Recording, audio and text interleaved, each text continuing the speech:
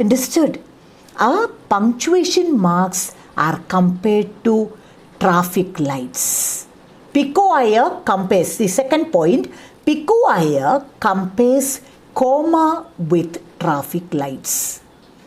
Punctuation marks, according to Pico are the road signs placed along the highway of our communication.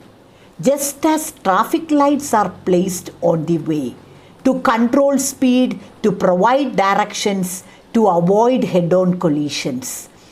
Punctuation marks are very much important in written communication.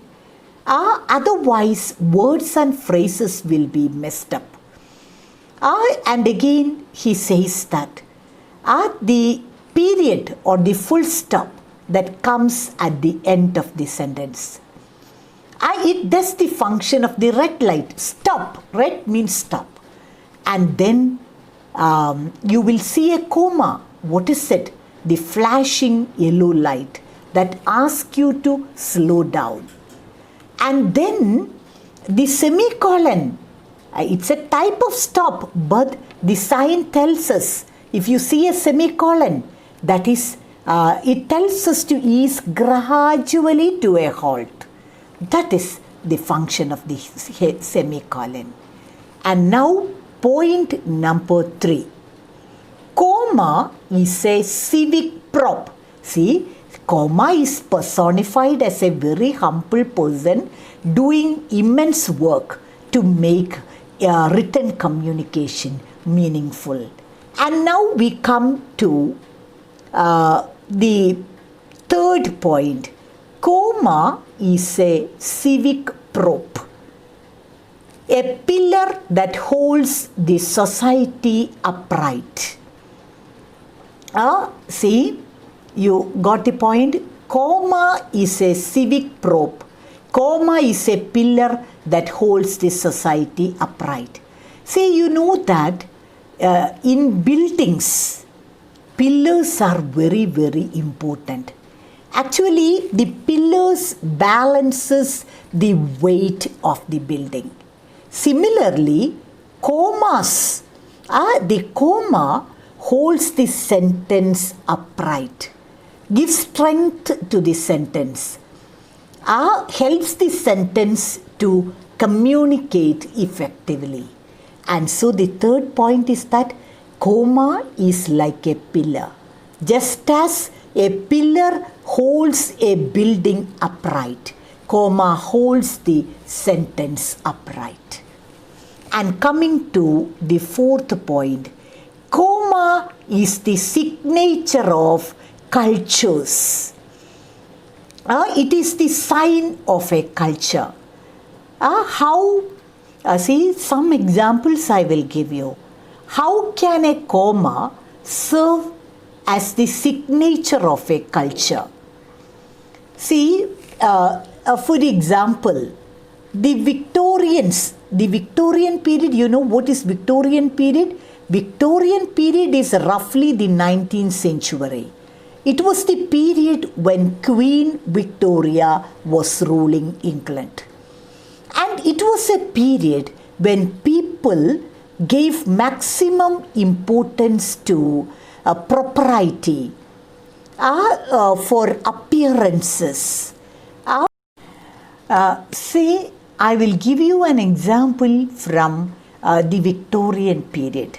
As the Victorian period is roughly speaking the 19th century, the period when Queen Victoria was ruling England.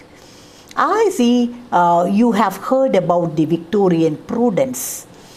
See, Victorians, they gave maximum importance to appearances, proprieties, and so on.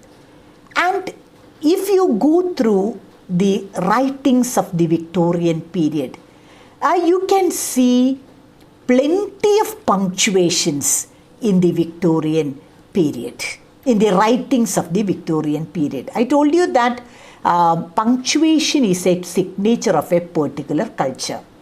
And so, when you see the important point in Victorian writings is that they use lot of punctuations. But what about the modern period? This example is given in the text, which I will explain when I read the text. But just understand that, see, I am explaining to you how the punctuations serve as a signature of a particular culture. See, Victorian culture, what is it? Usage of plenty of punctuations. But the modern period, they don't give importance to punctuations. And two classical examples are given. One, see the Victorians using lot of punctuations. And the modernists, the example is given from James Joyce. James Joyce, a great writer of the modern period. And James Joyce had written a masterpiece work called Ulysses. Then again, an autobiographical work, Portrait of the Artist as a Young Man, and many other works. Just understand that James Joyce is a great writer of the modern period, and his masterpiece work is Ulysses. It is an epic work, a work of epic composition. And then you will see the difference in the style of presentation is what I want to mention. And in Ulysses, there is a character called Molly Bloom. She is the wife of Sir Leopold Bloom.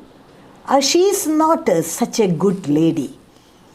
And you can see for 36 pages, Molly Bloom is making a horrible speech, not in a decent language.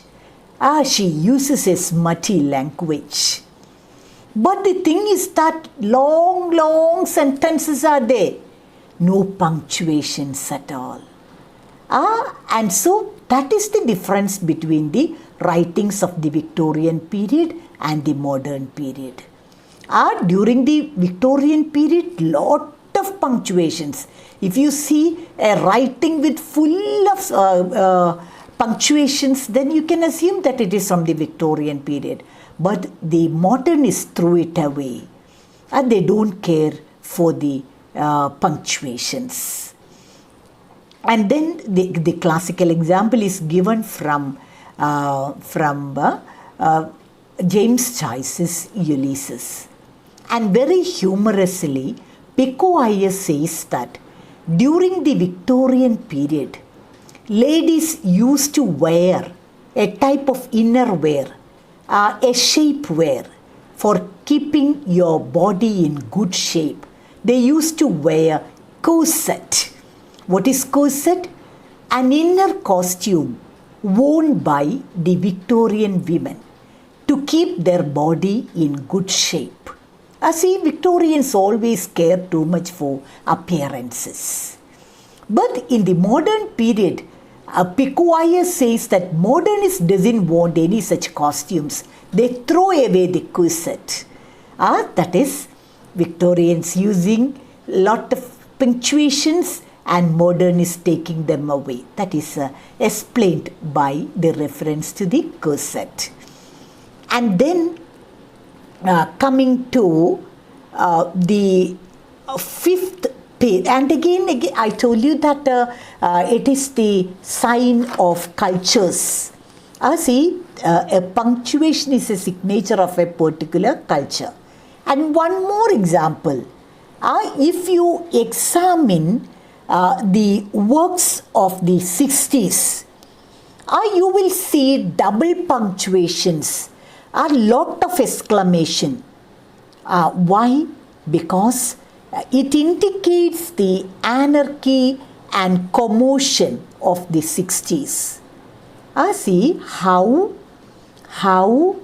a writing or how the punctuation becomes a signature of a culture. That is what we have, what I was explaining to you.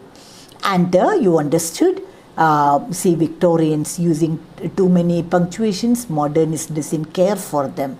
And again, one more example.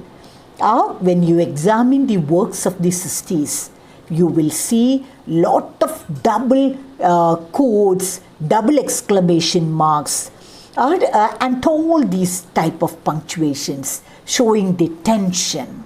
What does it indicate? The anarchy and the commotion of the period is revealed. And so that is point number 4. And now coming to point number 5.